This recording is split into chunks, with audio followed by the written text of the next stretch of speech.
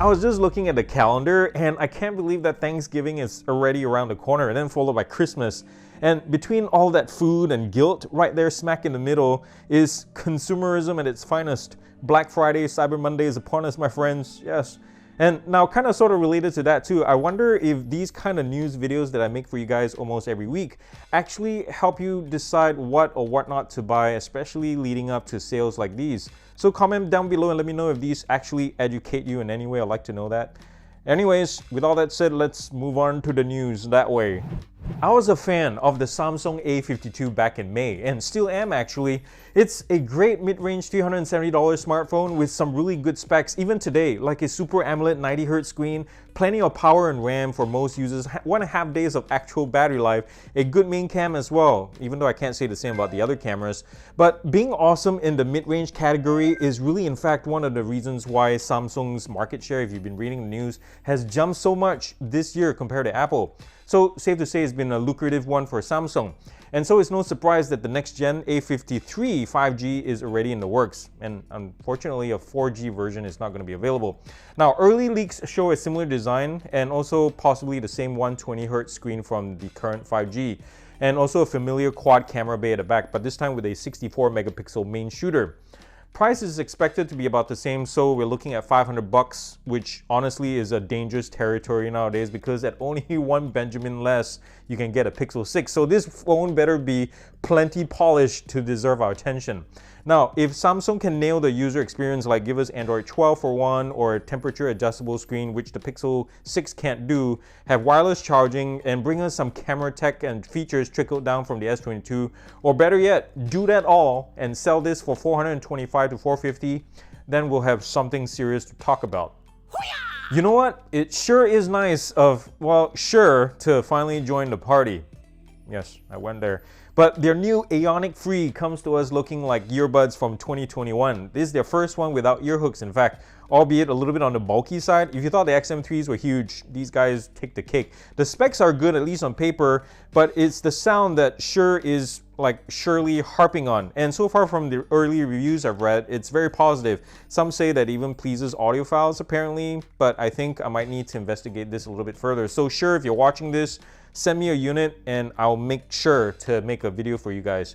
But bear in mind that this thing right here doesn't have an IP rating or any kind of active noise cancellation. And well, actually, let's back up a little bit. Check this thing out right here. What is this guy doing sitting on a velvet couch dressed in that shirt? It's like a scene out of a porno, doesn't it? Yes. But anyways, the Aonic Frees run about $199. So if you're interested, check them out. I'll link them down below. And that guy's... Now, for the exact same price and the opposite side of the size spectrum is the ultra-compact Earin A-3 true wireless earbuds. And these buds actually sit in your concha cavity with nothing inserted into your ear canal. And they're really small, as you can see, at only 3.4 grams. And that's almost as small as the Nexigo Air T2s. Remember those? They're 3.2. But the Earins, get it? Earins? They rock way larger 14.3 millimeter drivers at the expense of smaller battery packs. I think it's like 5 hours battery life. I really like the ergonomic finger holes on the earbuds and the fact that you can wear either one in whichever side you prefer. It automatically detects which is left and right. How cool is that? And like the Shures though, there's no active noise cancellation, and really for $200, that's a crying shame.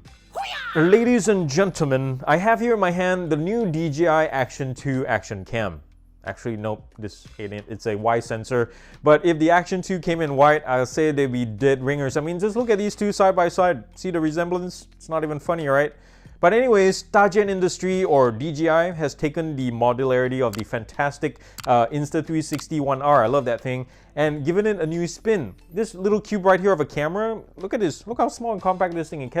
It can be used by itself with like 80 minutes runtime. Or you can open it up with more options and controls for like vloggers and selfie lovers when you attach the touchscreen module, which also doubles the runtime. Oh, that's cool. Now, they say all these accessories are connected by magnets and they say they're strong enough to hold them together, but I personally don't see them doing something like the 1 hour's bullet time fling when you swing it around really fast, because I'll hesitate using the DJI with those magnets on the top of a mountain and potentially watch one of the things fly off. But if the hardware can match the competition, I'll say this will be a Christmas winner, especially with traveling opening up again, guys. And this would be like really a fantastic, expensive stocking stuffer. And in other news, GoPro is peeing in their pants right now. So, if you've been considering the latest top-of-the-line Amazfit GTR 3 Pro or GearUP 3 Pro, I say stop what you're doing right now and then pinch yourselves for even thinking such evil thoughts, and then consider like donating the GearUP 3 money to charity or something. And I say this because I genuinely care about what you're spending your hard-earned cash on.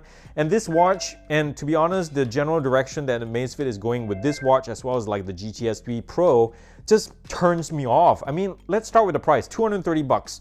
That snags you the full battery of fitness and health fixings that Amazfit is known for, admittedly, and a really nice body, just like this one, a great screen, basically all the stuff you expect, right? But just so you feel better about spending that extra money, Amazfit gives you Zepp OS with its own app store. Now, if this was a full-fledged OS alternative to like Google or Apple, sure, I would say great. But currently, there's a total of, get this, 10 health-based apps on there. And I heard also that we won't be seeing any kind of support from major third-party developers anytime soon.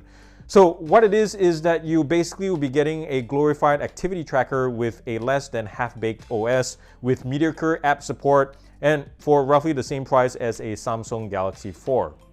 Yeah, let that sink in for a second. Well, that's the news, my friends. Stay awesome, and if you're new here and haven't yet subscribed, please click that button down below right now, and remember to come back for more videos from GearUP, the tech channel run by an Asian fella who tells lots of dad jokes that he passes off as humor and entertainment. Keep it real, my friends. I love you all very much. Peace out.